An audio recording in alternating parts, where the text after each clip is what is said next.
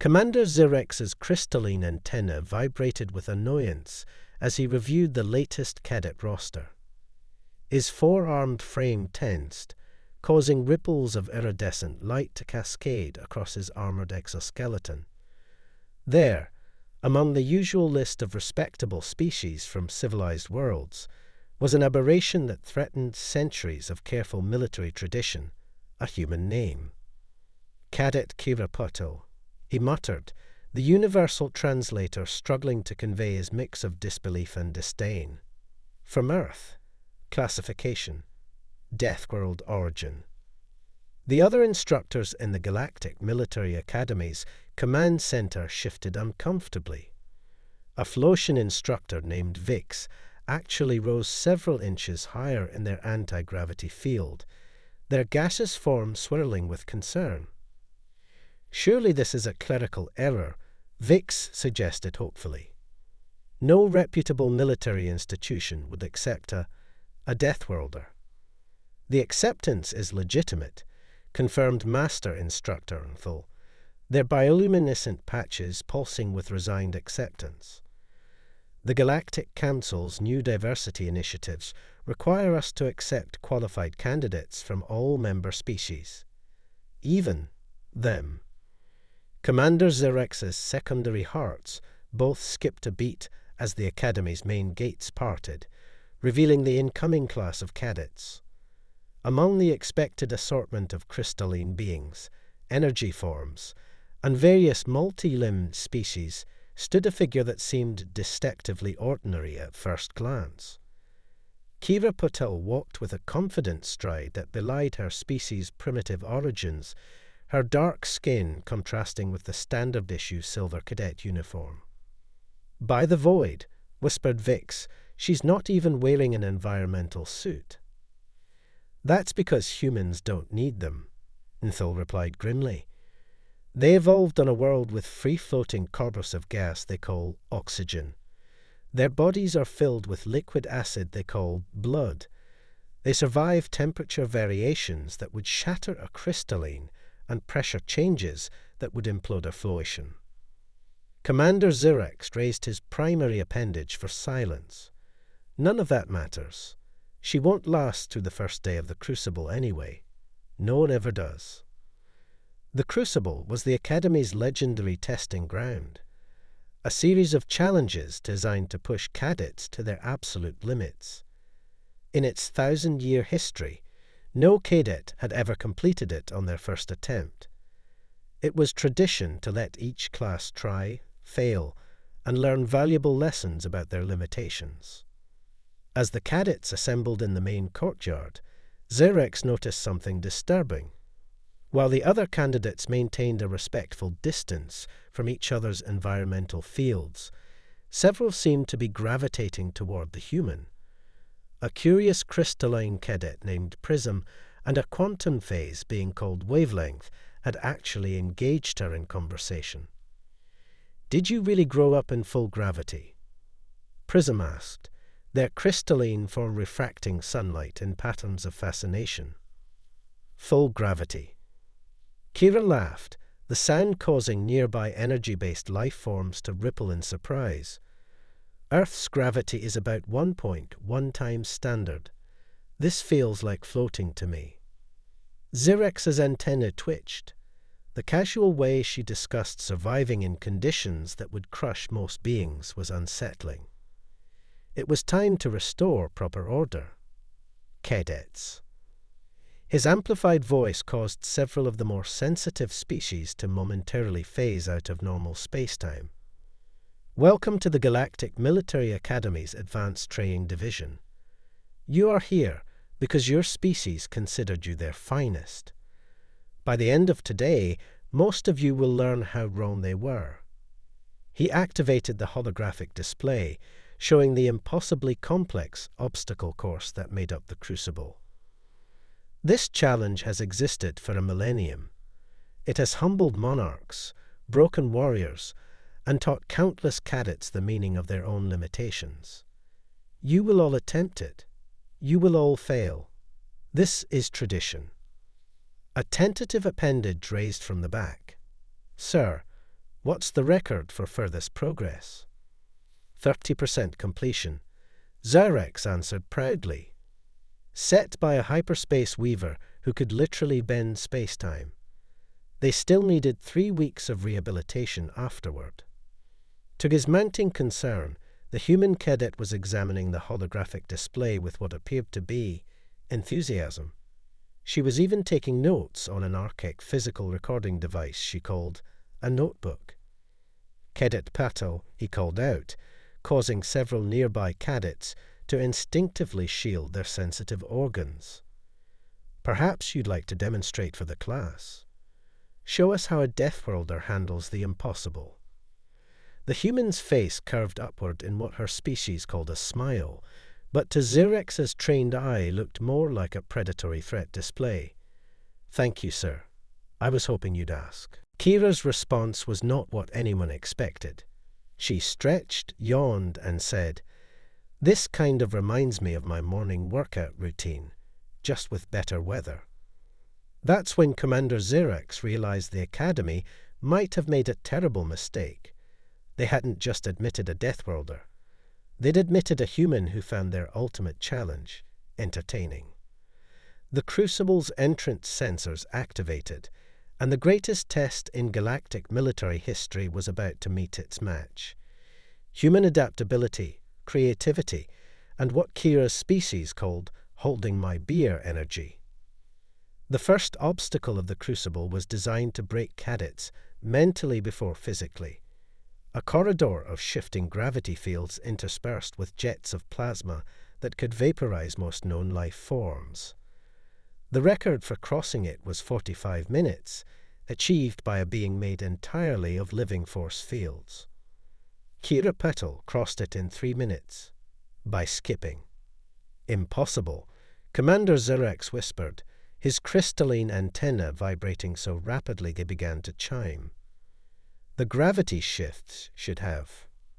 Oh, the changing gravity. Kira called out as she landed gracefully on the other side. That actually helped. When it went low, I used it to jump higher, and when it went high, I used the downforce to dodge the plasma jets. Basic Parker principles. Basic what principles? Vix's gaseous form swirled in confusion. It's a human sport, Nthal explained, their bioluminescent patches pulsing with growing concern. They do it for fun. The next challenge was the acid maze, a labyrinth filled with corrosive compounds that could dissolve even advanced alloys. Most cadets try to navigate it using protective fields, or by partially shifting into other dimensions. Kira walked straight through it. Stop. Xerxes' voice boomed through the observation speakers. Your cellular structure will be compromised. Actually, sir, Kira replied cheerfully as she emerged unscathed. This is about the same pH as human stomach acid. We produce stronger stuff just to digest food. The observation room fell silent, except for the sound of Prism quietly crystallizing in shock. Did she say they produce stronger acid inside their bodies? Wavelength's quantum form flickered uncertainly.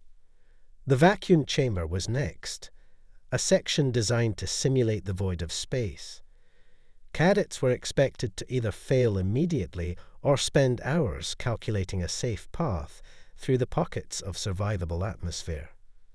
Kira took a deep breath and sprinted through it. How long can humans hold their breath?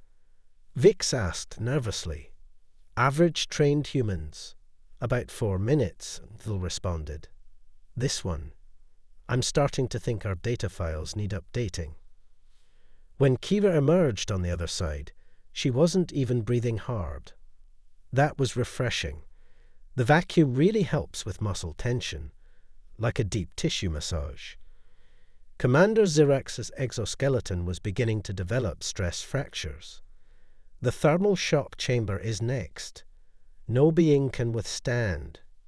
Oh cool, a sauna. Kira was already moving toward the next challenge.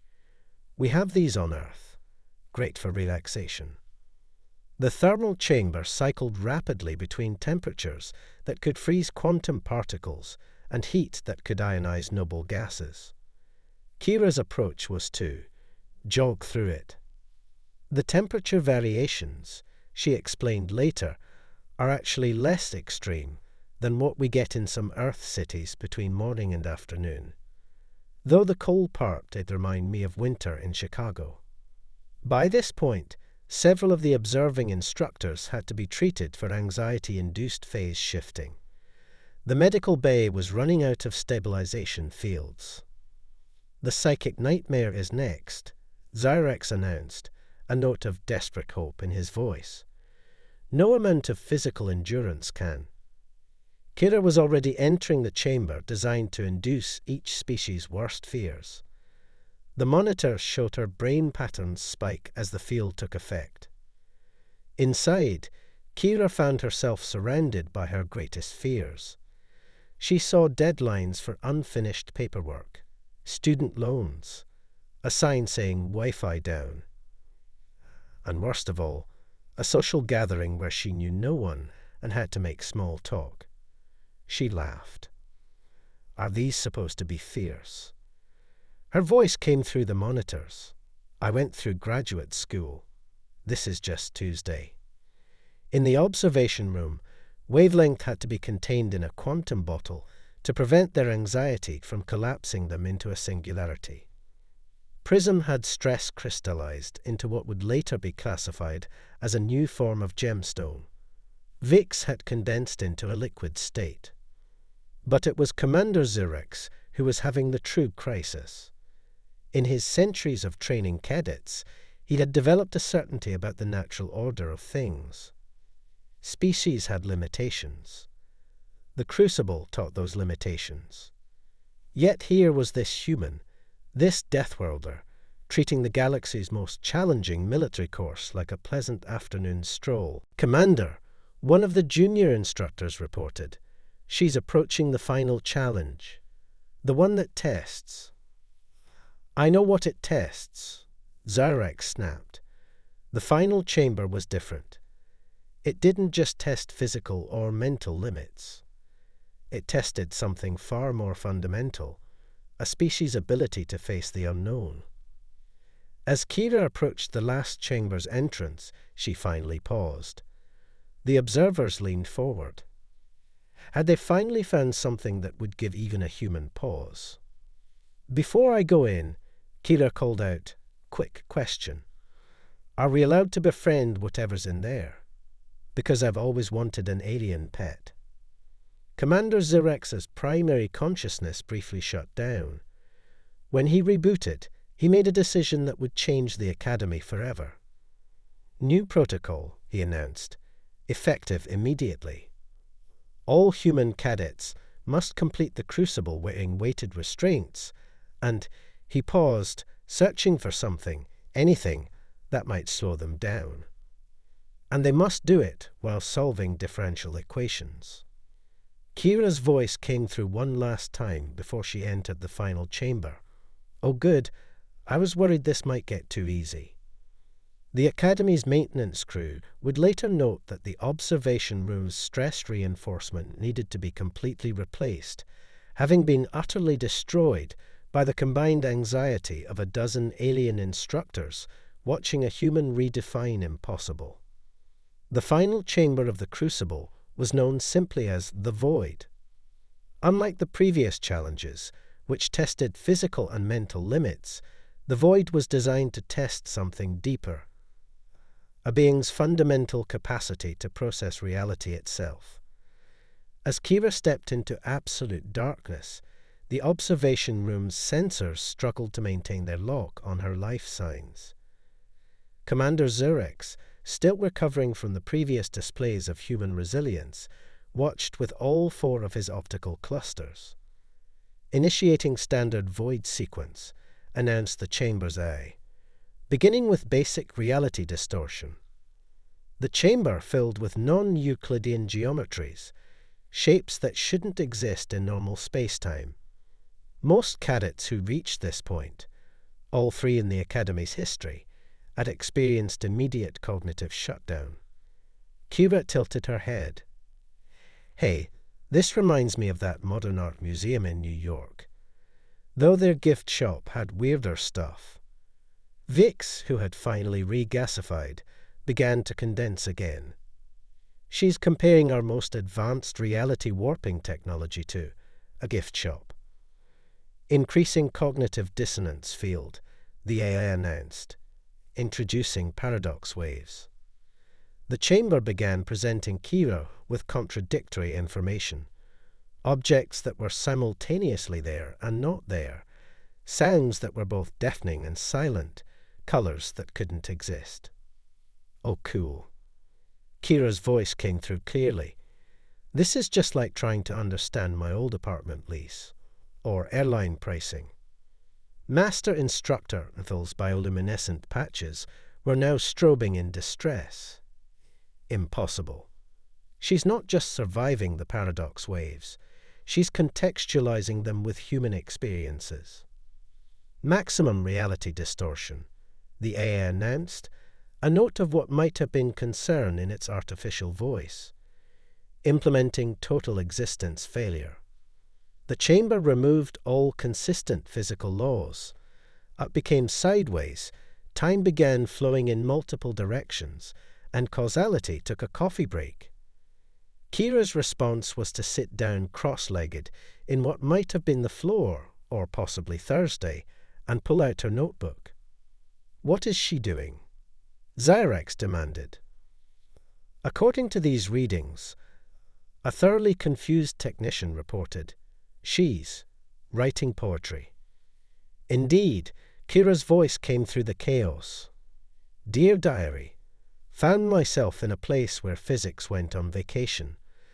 Reminds me of trying to find my keys in the morning, except with more existential uncertainty. Rate it 7/10.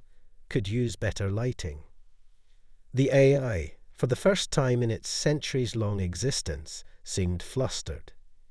Introducing psychological warfare protocols. Accessing subjects' deepest insecurities.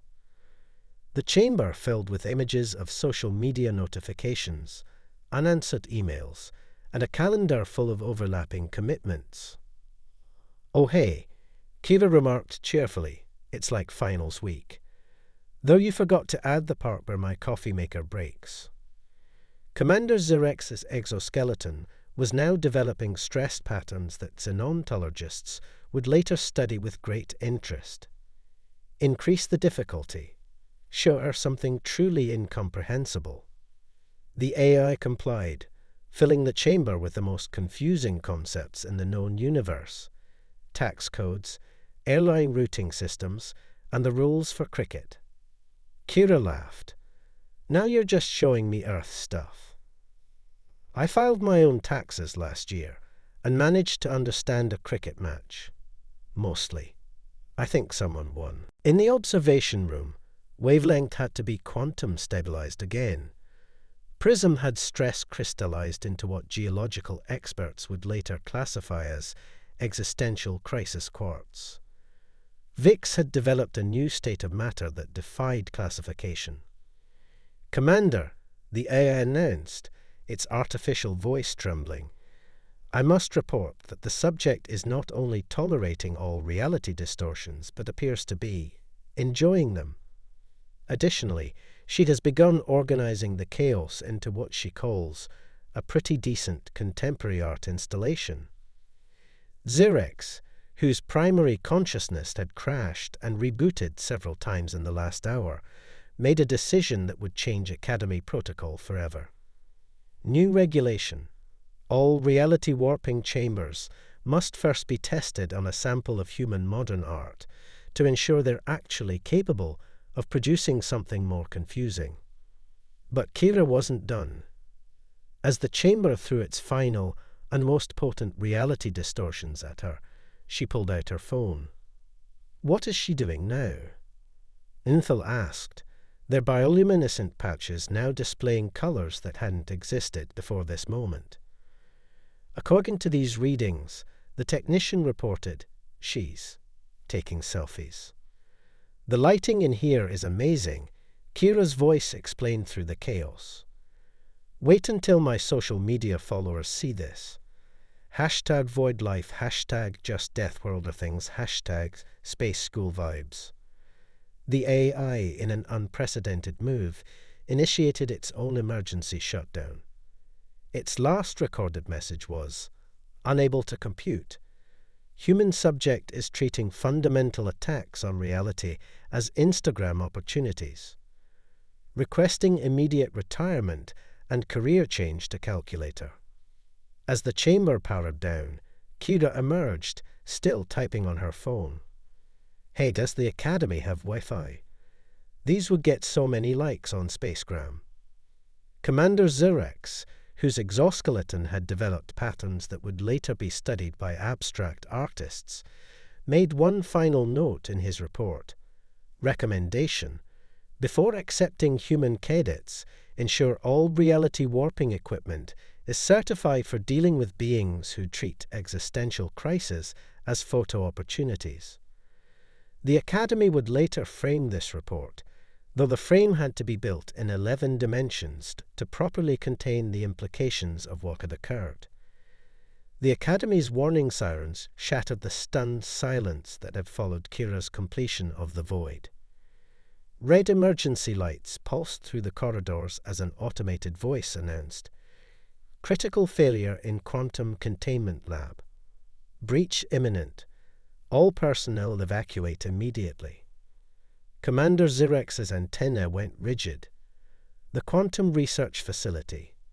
That's storing unstable reality fragments from failed void experiments. Inthal finished grimly, their bioluminescence dimming to emergency levels. If those fragments destabilize, they didn't need to finish.